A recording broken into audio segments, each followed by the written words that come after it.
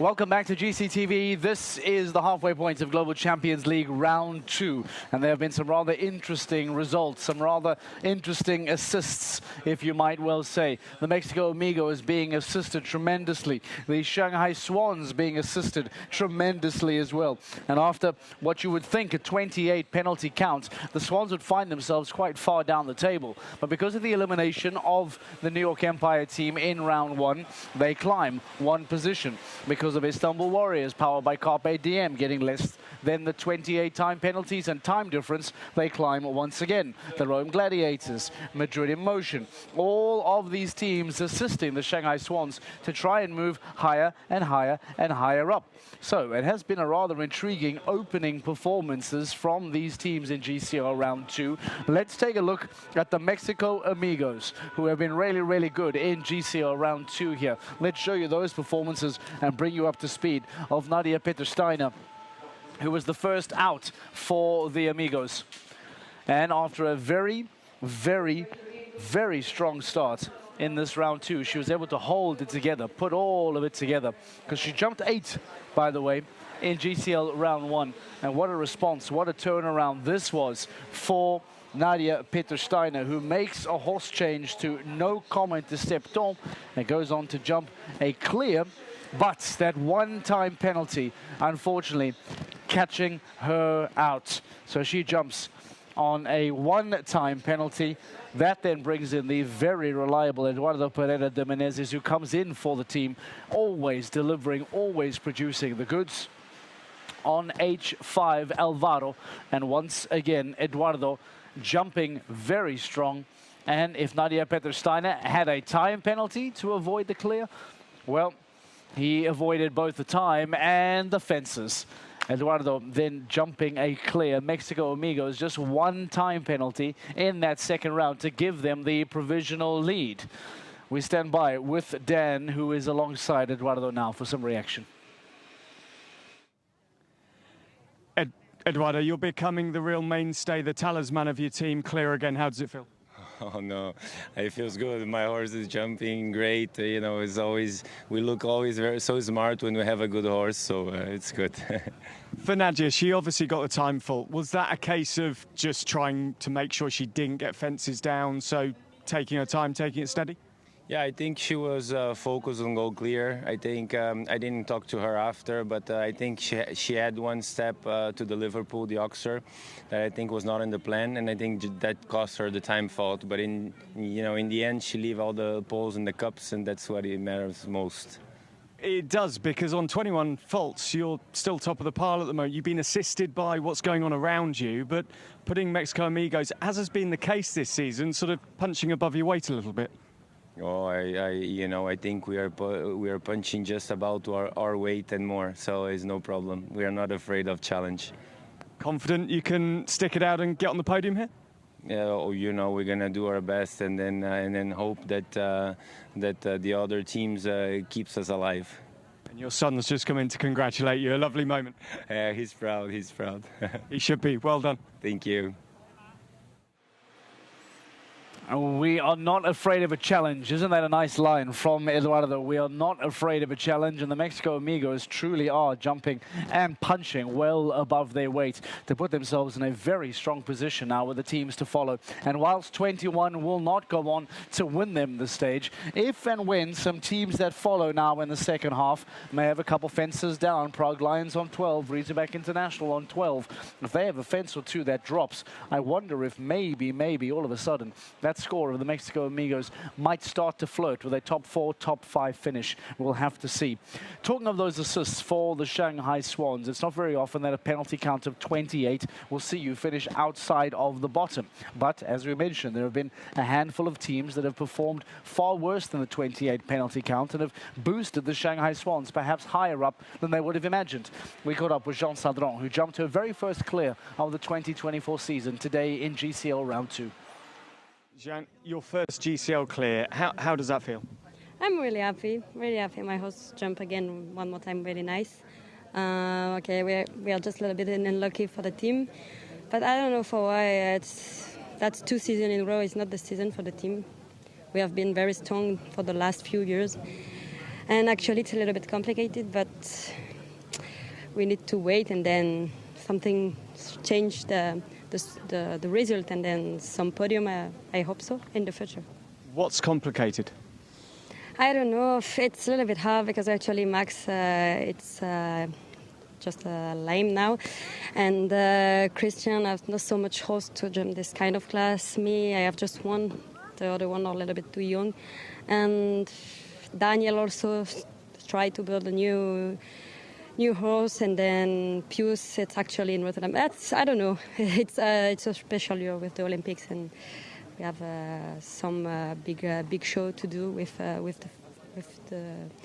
all nation, and then now it's a little bit hard for the global. But the second part of the season, I think for sure will be better for everybody. Well, you take your form into the second half, and well done on that first clear. Thank you. Jean Sadran jumping beautifully in this second round, delivering that very important clear for the Shanghai Swans. Christian Allman, by the way, jumping 4. He made a horse change as well from Danix to Mandato in round 2. And Allman, who jumped 16 in round 1, also makes somewhat of a comeback to keep it down to 4 penalties in that second round. The Swans then staying on 28 overall. Rome Gladiators were one of the teams that we identified in the early stages of today's competition as a team to look out for. And unfortunately for the Rome Gladiators, the team powered by ClubMyHorse.tv, they were unable to produce such results. Let's show you what took place then for the Rome Gladiators today, as they as well had some difficulty. There was some talking points around the team makeup. Lorenzo De Luca making a horse change, Marco Kutscher sticking with Karajan. And unfortunately for the 2 riders for the Rome Gladiators, they started GCL round 2 on 20 penalties. And whilst Marco Kutscher only contributed 4 more to the second round, it was the difficulty of Lorenzo De Luca that followed. As here we see the closing few moments of Marco Kutscher, that late fence, that late penalty going down for him, taking the team to 24. But then unfortunately, as we said, Lorenzo De Luca, normally so strong for the team, going on to have multiple fences down, 3 in fact, to finish on 12 penalties, taking the Rome Gladiators to 36 and seeing them drop way down, not just the standings today, but they will understandably probably drop down the overall ranking as well. Something that we can unpack perhaps a little bit deeper in the day after. That'll be available for you on demand on GCTV later this weekend. But the Rome Gladiators having some difficulty, struggling here in Paris. Now, speaking of teams that perhaps haven't produced the results that they wanted, Istanbul Warriors, powered by Carpe Diem. We know that Olivier Robert comes in for that second round. Jumping Iglesias, expectation and requirement on his shoulder to jump well. And that's exactly what the Frenchman did. Let's hear from him. Olivier, you told me on the course walk off camera it was going to be easy, this course, and you went and jumped clear. You're a prophet. Just Iglesias is so special at the moment, so really, I really think everything is a little bit easy when I walk the course. And okay, La Ball was something fantastic for me 2 weeks ago, and now I'm sure about me, and for sure my horse was ready already 3 months ago, but now it looks good. The smile you gave me when we were in the ring was almost a cheeky smile. Now it's a confident smile, and that confidence just seems to be going and going. You've really got momentum. Yeah, you know, when you ride a horse like that and clear 2 times in the Nation Cup and clear in Saint-Tropez and clear in Madrid. So now, I don't know. I feel good on my horse. I really feel good on my horse. Just looking at the team as a whole, obviously the last 3 legs have been difficult. What's the mood like in the camp for Istanbul Warriors at the moment? Okay, today was not a good day for our team. We made the choice to have Piccadilly, and who was not here had the first course with Effet, but for sure next week will be better in Stockholm, and that's the sport. Olivier, well done today and good luck for Stockholm. Thank you very much. This season with Fernando Martinez Sommer for Prague Lions, powered by Czech Equestrian Team.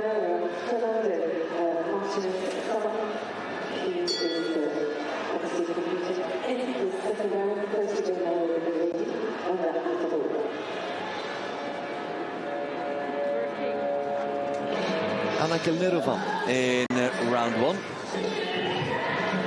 was responsible for the 12 penalties, always with that light flowing seat of his. No Martingale, just lets the mare do as she wants. Beautiful interview with Fernando Martinez earlier about his partnership, his bond with this mare. She developed. We always believed in their quality, but never knew how scopy she would be. And there she's on the back rail. And it's a little bit of a riding mistake because you see him drift wide through the turn. And the Prague Lions are now at 16, 1 down. They've got a rail and a time penalty in hand on the Amigos. There, the jump over the Oxer.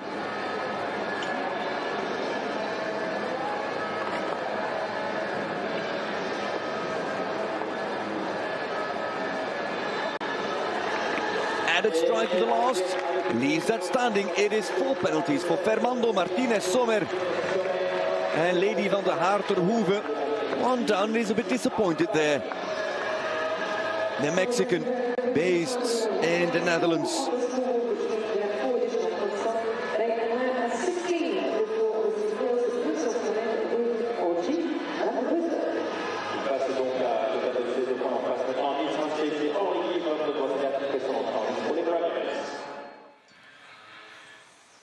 That's 1 fence down for Fernando Martinez Sommer. If you want to watch the rest of Global Champions League round 2, you can check out Niels Bruinseels currently in the ring. Join us with your GCTV Live Pass and come watch the rest of Paris GCL.